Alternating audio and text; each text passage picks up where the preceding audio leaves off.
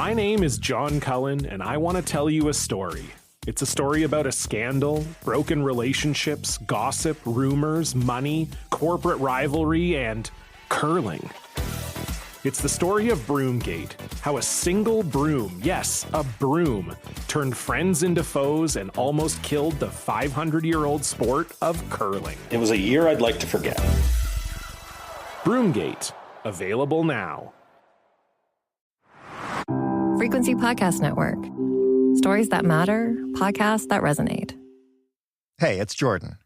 When we started asking you for your money problems, when we launched In This Economy, we knew we'd get some sad stories. We wouldn't be making this show if people weren't struggling. So I was prepared for that. What I wasn't quite ready for, though, is how many people are dealing with problems affording medical care. That's something we like to think of as an American problem. Until, of course, we need care that falls outside of the narrow Canadian definition of public health care, like a dental problem. Or until we run up against an urgent problem and a system that's simply not equipped to deal with it quickly or at all. If you or a loved one has ever struggled with mental health or with addiction, you know how all-consuming that can be. And if you've ever tried to use exclusively public health services to treat it, you've probably dealt with a lot of frustration. And in the middle of increasing mental health problems, as well as an overdose crisis already in full bloom, we had to ask, why? That's this week on In This Economy. A quick warning. This episode is about addiction and mental health challenges. Please listen with care. We recently received a message from Patrick, who has been navigating a really difficult situation. Yeah, so I have a family member who is diagnosed with bipolar 2 disorder. And about 2.5 years ago now, came to us telling us that he had addiction to cocaine stimulants. Patrick and his wife started doing research about how to navigate the mental health system so they could help support their family member. And in our initial research, we realized the process through the public system is fraught with delays and lack of supports, lack of rehabilitative spaces. Here's how it typically works when someone decides they're ready to go to rehab. The first thing you generally have to do is get them into a detox center. And there's generally a 3 to 5 day wait to get into a detox center. Once in detox, that process could be anywhere from 4 to 13 days, depending on what their addictive substance is. And then the first hurdle comes after that, because publicly funded treatment centers need people to come right from detox, generally into the treatment center. But you could be looking at weeks to months wait. So they come out of detox with no supports and no real treatment other than sort of white knuckling it, going to local meetings for, AA, NA, whatever it is. And then if they're lucky, they won't use between detox and their opportunity to enter a treatment center. But if they do use, the process starts all over again. Whereas when you go to a private treatment facility, they just want you to detox in the facility, and then you're in. Patrick and his wife were fortunate to have the resources to opt for a private facility. At least at first. Those private facilities cost a ton of money. On the low end of the scale, $500 a day for a treatment center. And then on the upper end, and I'm not talking elite, but $1,500 a day for treatment. Most programs offer a 30-day treatment, but in our process, we learned that 30 days is not enough time to get any real progress in recovery. My family member is still in recovery, in and out of recovery. And fundamentally, we've come to the end of the line where we can afford to support financially the recovery process.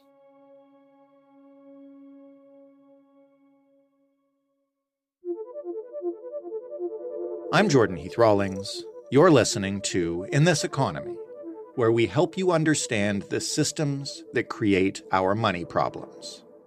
In each episode, we hear from a listener who is facing a financial challenge. Then we talk to an expert who can explain the factors causing that problem and offer, if not perfect solutions, then at least a few ideas about things you can do or try to do, even in this economy.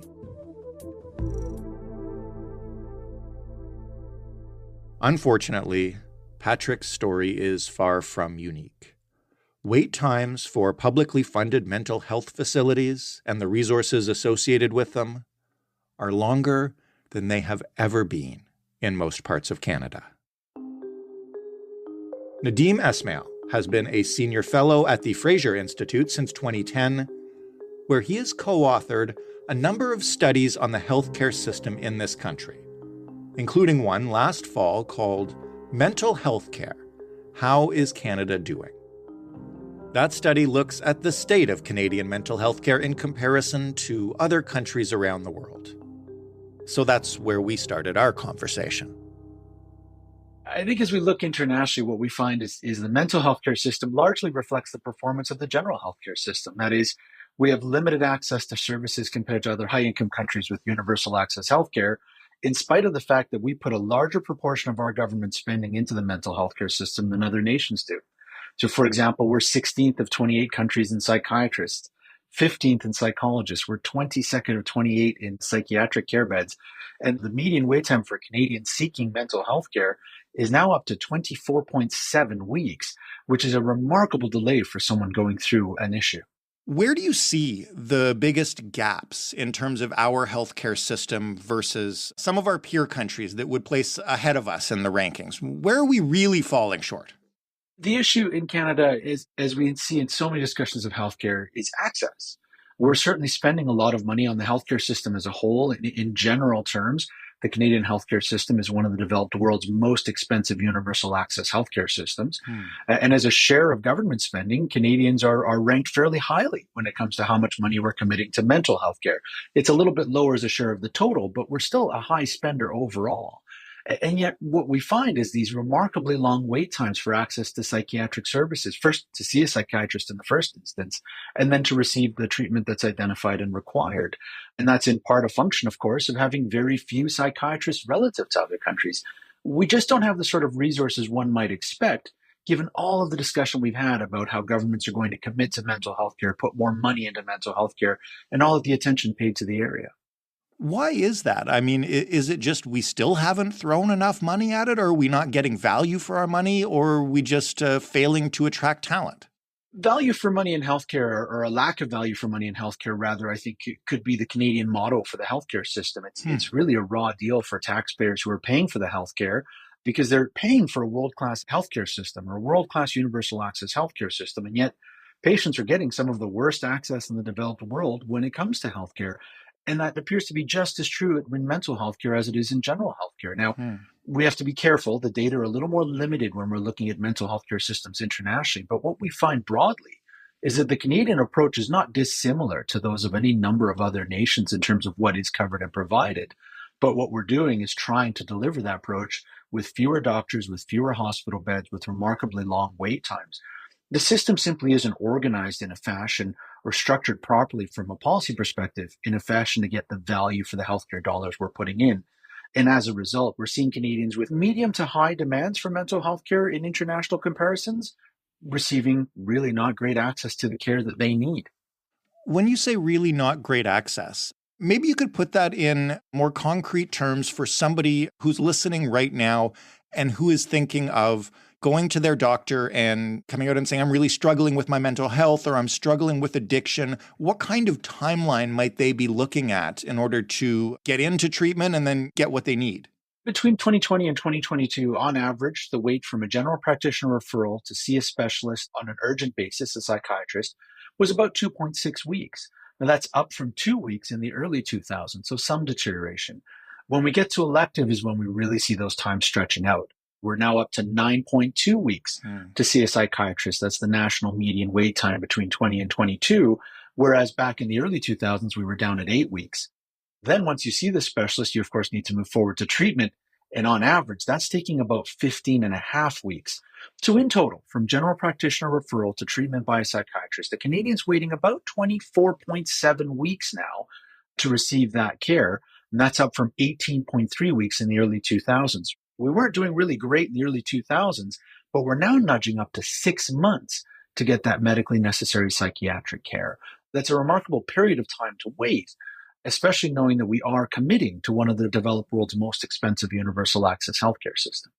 Do we know what happened there? Because, to your point, over the past couple of decades, we've started talking more about mental health, and governments have at least stated that they're putting more money into mental health care. And yet you're telling me the wait times have gotten longer during that period. What's going on? There's a lot of conversation. I think there's a lot of money. I don't think there's been a great deal of focus on improving the availability of services and innovative new approaches, not just having them in one small area or another, but really embracing innovation throughout the system and growing it. In order to deal with the mental health care gap in Canada, we're going to need to find ways of better using the resources we have. And we know internationally we're falling behind. We rank mid-pack to bottom in psychiatrists per 1,000 population and psychologists to 1,000 population, near the bottom in psychiatric care beds. No different from really general healthcare, where we find, again, very poor access to healthcare services in spite of high expenditures. Overall, I think the focus by governments too often is on how much money is being spent and not enough on how to get proper efficiency for the dollars that are going into the healthcare system to make sure that patients are getting value for the money that's being committed to it. Are there things that our peer countries are doing in terms of finding those efficiencies or more unorthodox solutions that we aren't? What's out there that we should be looking at? I think as we look internationally, again, the mental health care data and research is a little more in its infancy relative to general health care. This is more of, as much as we want to call it a newer area of focus, this really is a focus only over the last 10 to 15 years relative to general health care. We're finding, of course, as we look internationally, that there are areas that Canada does quite well innovatively in some aspects in some regions, but that doesn't seem to translate as broadly. The Organization for Economic Cooperation and Development did a massive omnibus study on access to mental health care and mental health care systems around the world. And it finds generally that many of these systems are really struggling with similar issues.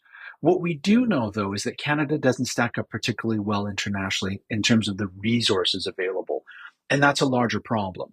We can be as innovative as we wish to be, but if we don't have the physicians, the psychiatrists, the psychologists to look after people, or even in Canada, the general practitioners to look after people, knowing that a large portion of mental health care in Canada is delivered in primary care settings, and that generally is the first point of contact for patients entering mental health care services.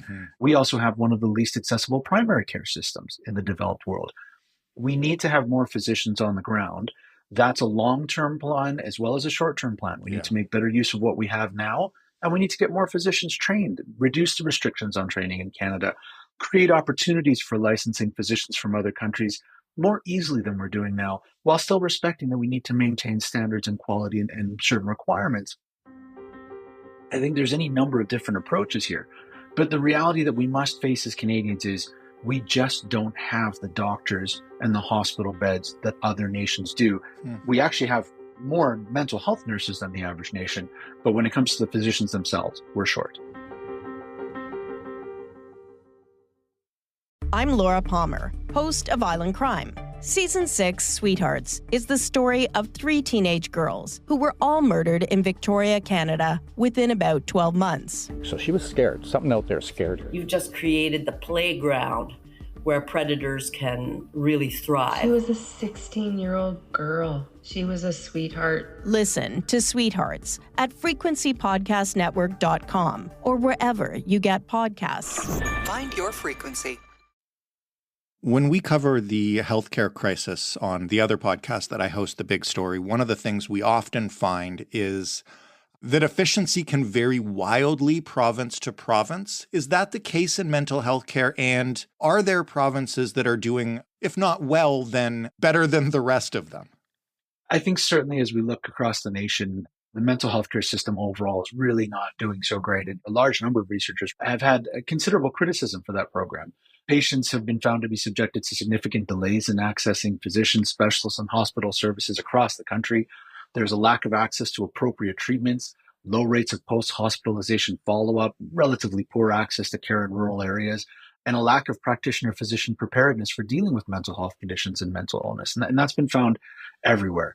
As we look across the nation, though, some provinces are doing a little bit better when it comes to waiting times than others, certainly. Let's come back to that total wait time. The national median wait time is 24.7 weeks on average between 2020 and 2022.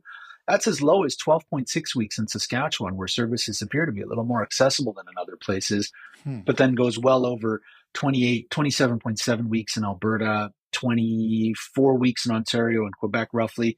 And then we go out to the Maritimes where those wait times are going over 30 weeks, perhaps even as long as 48 or 50 weeks in Newfoundland and New Brunswick. So, yeah, and we see this in other healthcare research as well, where the struggles for access to services does appear to be a little bit worse in the Atlantic provinces than it is generally across the country.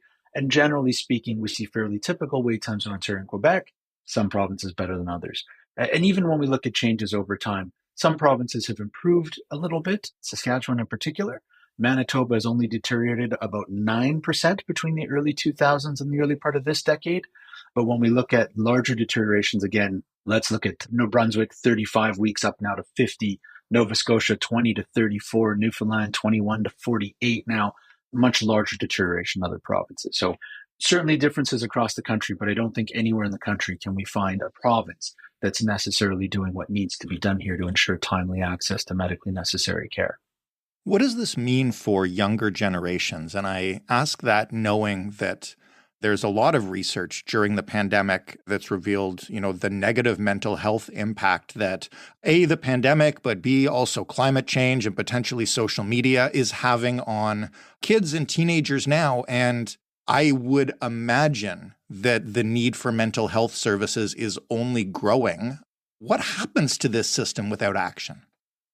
Certainly, the data agrees entirely with that view. Things are on the growth path as we look at the rates of depression and need for mental health care and the few statistics we have available. We can see that growth over that pandemic period.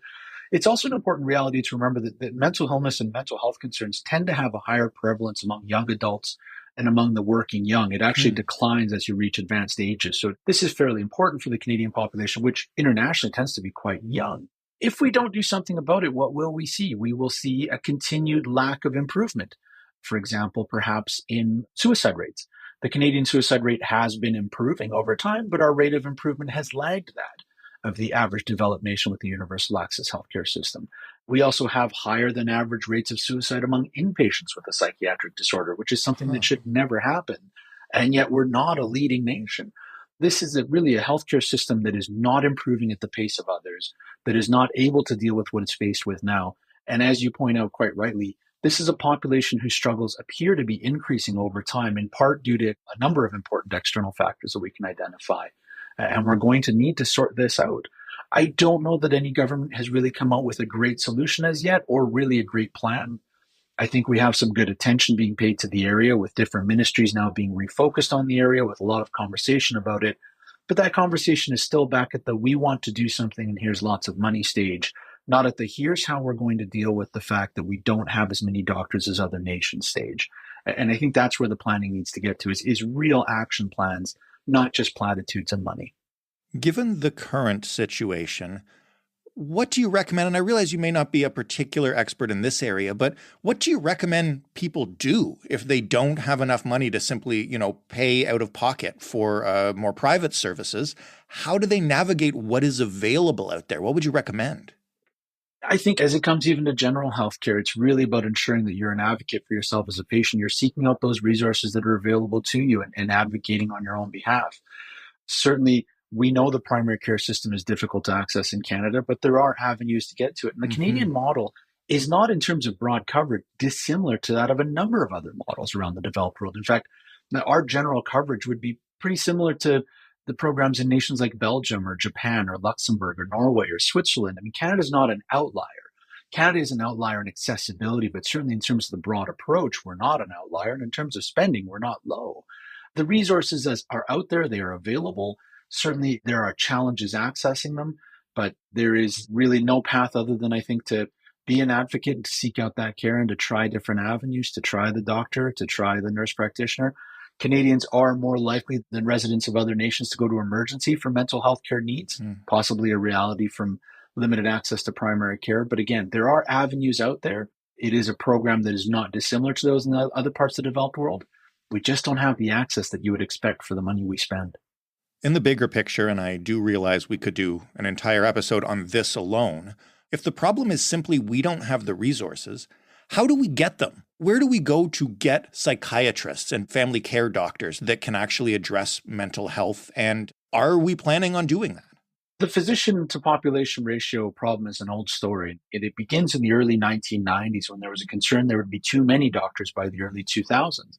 Really? It's remarkable. Medical training in Canada at the time was pared back in order to maintain the physician to population ratio that was prevalent at that time.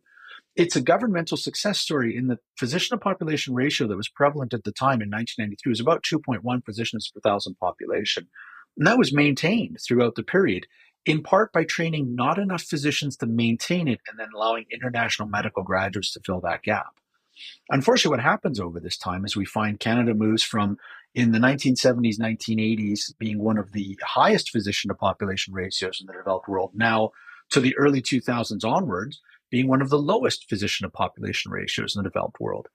Part of the answer has to be taking those restrictions off medical training in Canada, allowing qualified Canadian students who are capable of becoming physicians, who are capable of passing exams, to do so, rather than limiting their entry, making it as hyper-competitive as it is now, and forcing so many Canadian students abroad for medical training where they are now international graduates who have difficulty returning or may find a home in another country instead of coming back to Canada to care for people in their own home. I think there are also some things we can do on the international medical graduate side.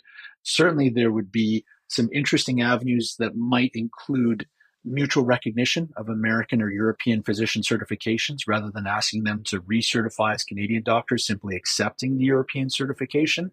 And I think there's some important pathways we can research and look at for international medical graduates from abroad, which I know is being done, and there's a lot of talk about it, in part in response to this misstep in limiting the number of Canadians who can be trained as physicians.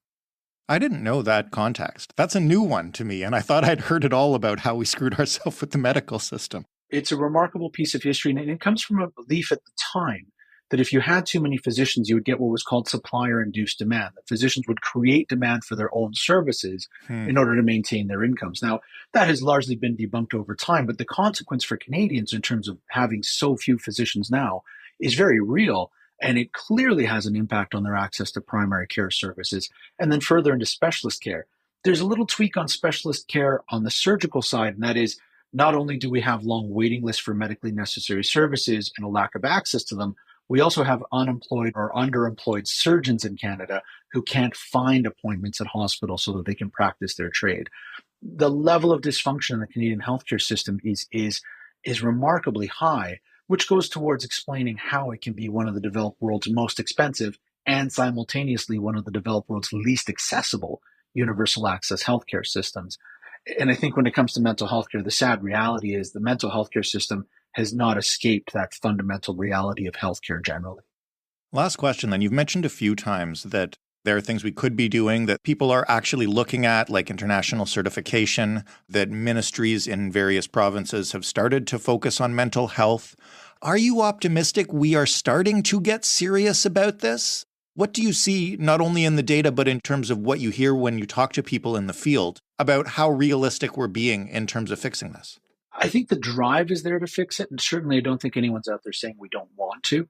We're seeing more and more as well, physicians and medical practitioners getting burnt out, getting frustrated with their inability to look after their own patients. That's very real in the healthcare system. Sure. I think when it comes to governments, though, I have to be a little bit pessimistic. And I have to be pessimistic because if I look at what's happening and I look at what governments are doing in response, we have a healthcare system that is continuing to fail Canadians.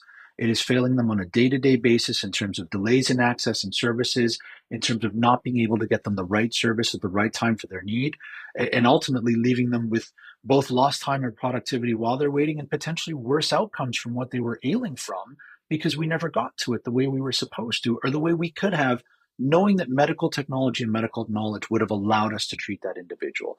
It's remarkable that I think it was in some research done in the United States, it's been reported that we are capable with modern medical technology and knowledge of dealing with most mental health conditions, if only we can get the individual to the right treatment in the right period of time. And that's where the failure is. It's not that we don't know how to solve the problem. It's that we're not getting the treatment to the patient in time. And yet in all of this, what we see from governments is yet another multi-billion-dollar announcement from Ottawa for the provinces, yet more provinces saying we're going to spend more money and maybe shuffle some bureaucratic deck chairs. No one's stopping and stepping back and saying, well, hang on, this system is failing. And it's failing in spite of a world-class level of expenditure. More money is not the problem. What we need to do is actually fix the healthcare system itself. We need to understand why it's inefficient and attack those problems. For general healthcare, we know the solutions: cost sharing, activity-based funding, private competition and delivery, an alternative to the governmental scheme. Those are common policies in 100% of the developed world's top performing universal access healthcare system. Everywhere we find a high performing healthcare system, we find those policies. Yet in Canada, we won't go down that path for political reasons and otherwise, and reasons including Ottawa's wishes and how they're tied to the transfers. In mental health care, I think it's still in its infancy, but I feel the debate is very much in the same place.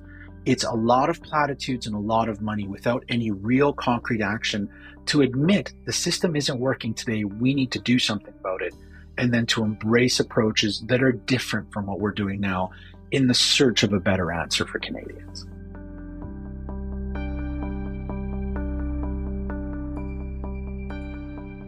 Nadeem Esmail, a senior fellow at the Fraser Institute. Thanks to Nadeem for sharing his insight with us.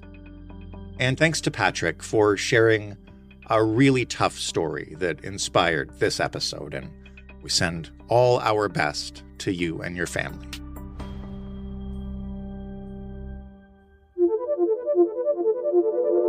If you have a money problem, we do want to hear from you. You can email us, as always, at hello@itepod.ca.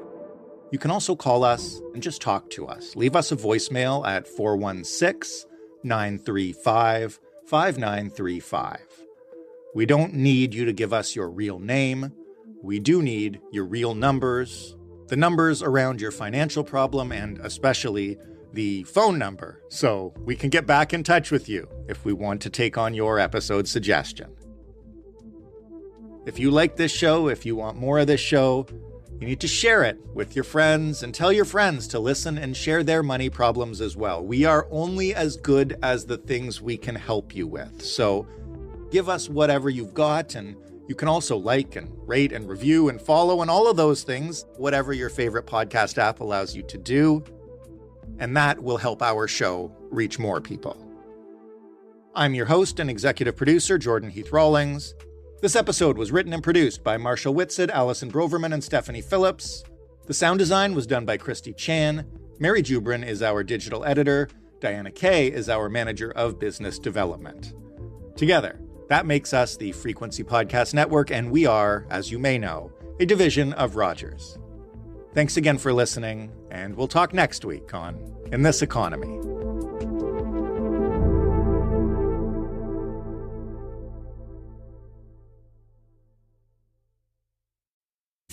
My name is John Cullen, and I want to tell you a story. It's a story about a scandal, broken relationships, gossip, rumors, money, corporate rivalry, and curling.